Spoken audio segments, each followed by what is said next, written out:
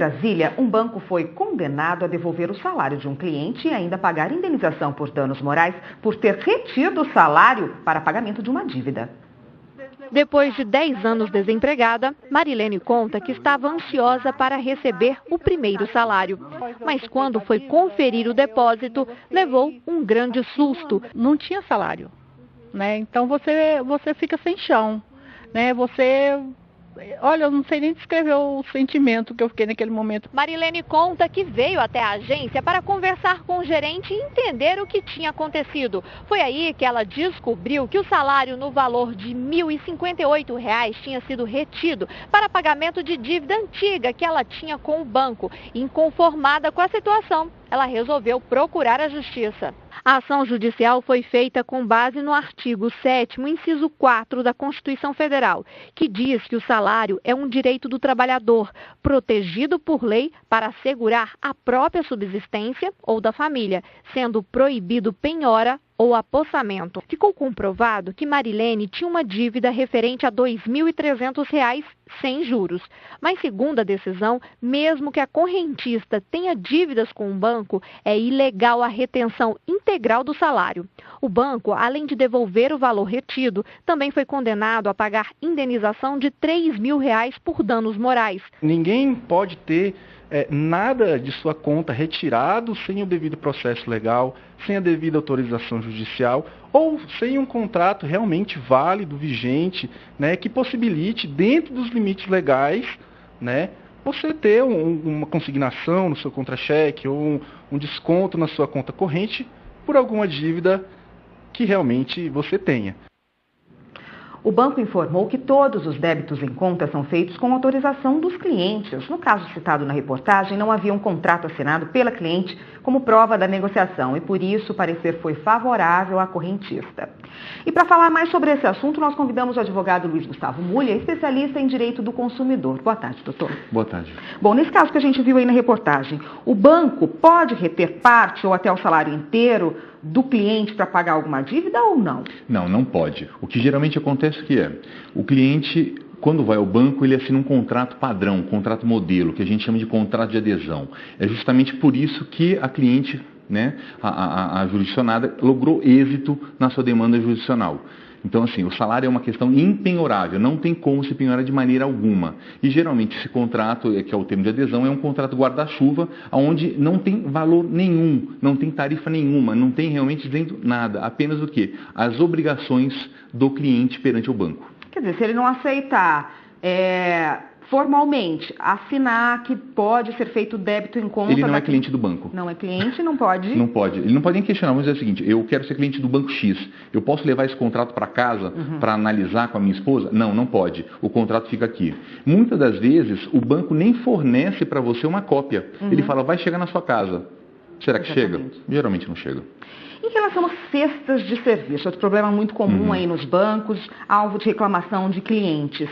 Cada banco é livre para escolher o valor da cesta de serviço que quer propor a cada cliente? O Banco Central, ele juntamente com outros organismos, eles fazem realmente a regulação, eles regulamentam realmente essa questão desses valores. E obrigam, de 2007 para cá, eles passaram a obrigar o quê? Essa publicidade. Antigamente não tinha? Tinha, mas era uma publicidade obrigatória de 30 dias antes da alteração de valor e de alteração de módulos de cesta de serviço.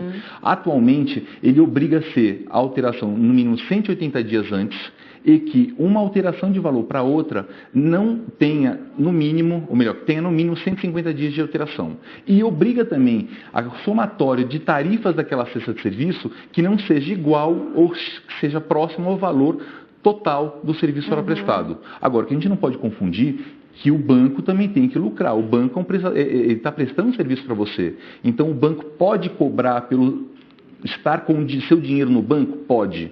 A atividade fim dele é essa. Agora, eu não quero nenhuma cesta, eu sou obrigado a contratar? Não, não é obrigado a contratar. Mas o que a gente verifica isso no escritório direto, o que é? O valor que você vai acabar pagando no final é mais caro do que você teria uma cesta de serviço. Porque daí o banco vai te cobrar de serviço por serviço. Vamos explicar para quem está em casa? Eu vou fazer um saque, o banco pode cobrar isso. Pode cobrar o saque. Um serviço, extrato vai cobrar o extrato. Sim. Uma transferência. O que você é obrigatório a pagar?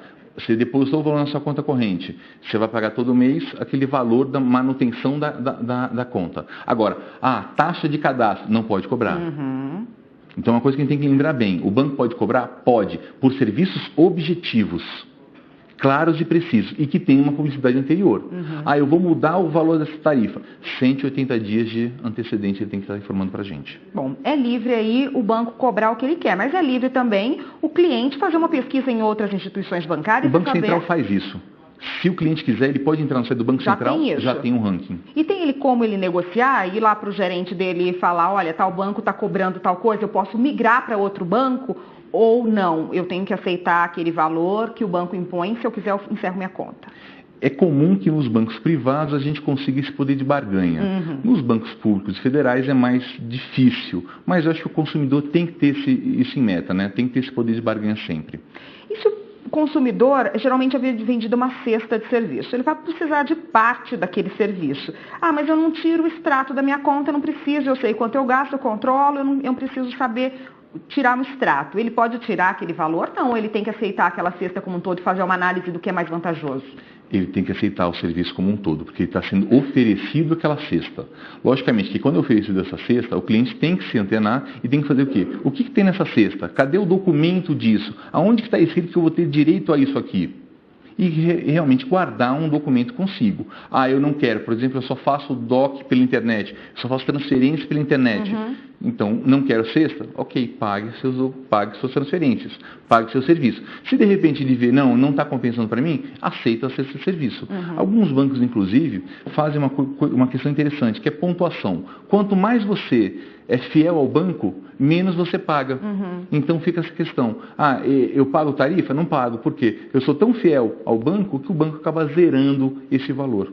Muita gente aí tem esse dinheiro, esse valor descontado na conta e não vai nem ao seu gerente, nem ao caixa, não vai tentar saber o que é aquilo. Ele tem esse direito de saber o que está sendo descontado e o que ele tem de serviço garantido ali para poder usar também, né? Sim, com certeza. E é bom a gente lembrar que já surgiu no escritório alguns casos, por exemplo, a conta está inativa há 3 anos, 4 anos. A pessoa entrou no Serasa. Ora, mas eu não mexo nessa conta há 3 anos, há 4 anos. Uhum. Eu estou no Serasa por quê? A gente vai pedir um extrato da conta, a gente vai verificar o quê? Que é a taxa de manutenção de conta. É a taxa do serviço que você não está usando a conta. Uhum. Isso é legal. É completamente legal. Então, o que tem que fazer? Procurar o gerente, conversar. Tirou? Tudo bem. Não tirou? Vamos procurar o Poder Judiciário. Uhum. Procura um advogado, constitui e entra com demanda judicial. Transferência irregular agora. Acontece muitas vezes de pela internet a pessoa descobrir que foi feita uma transferência irregular da conta dela para outra conta. Quem é responsável por isso? Faltou segurança ali na transação? O nosso entendimento é que o responsável por esse seguro, o responsável por essa segurança é o banco, é a instituição financeira. Por quê? Porque para você ter o acesso efetivo ao banco, o banco obriga você a instalar uma série de seguranças, uma série de segurança. Seja um Java, seja um antivírus, seja um bloqueador, ele obriga a gente a fazer isso. A partir desse momento que há uma fraude, há um ato irregular, o banco é responsável por isso. O que o consumidor tem que entender é o que? Acontece. Primeira coisa que tem que fazer, ligar para o banco comunicar. Sair efetivamente de casa, ir numa delegacia. Os municípios que possuírem a delegacia de internet, de crimes cibernéticos, procurar essa delegacia especializada. Aqui não possuir, ir em qualquer delegacia da Polícia Civil e fazer ocorrência policial. Isso é importante. Com essa ocorrência policial, tira uma cópia, leva na instituição financeira, no banco, e faz a ocorrência no banco disso. Esse dinheiro, provavelmente, depois de uma série de protocolos internos, vai ser devolvido para você. Clonagem de cartão, outra coisa muito comum que a gente vê aí diariamente acontecendo no comércio. E de quem é a responsabilidade nesse caso? A mesma coisa, instituição financeira. O banco coloca, o banco disponibiliza, o banco te cobra uma taxa de manutenção, o banco te cobra uma taxa de cartão de crédito. Se acontece qualquer furto, seria um furto qualificado ou qualquer desvio, o banco é responsável por isso também. E o procedimento é o mesmo. Identificou, liga para o banco para cancelar, vai na delegacia, faz ocorrência e faz os protocolos internos do banco. E se ele não percebeu ali que o cartão dele foi clonado, só vai perceber 2 ou 3 faturas depois, ainda tem como reaver esse dinheiro? Sim, tem como reaver. O que a gente tem que verificar é a questão do tipo de cobrança. Se eu vou realmente eu vou cobrar do banco, eu vou ter que trabalhar com prescrição e decadência de ação.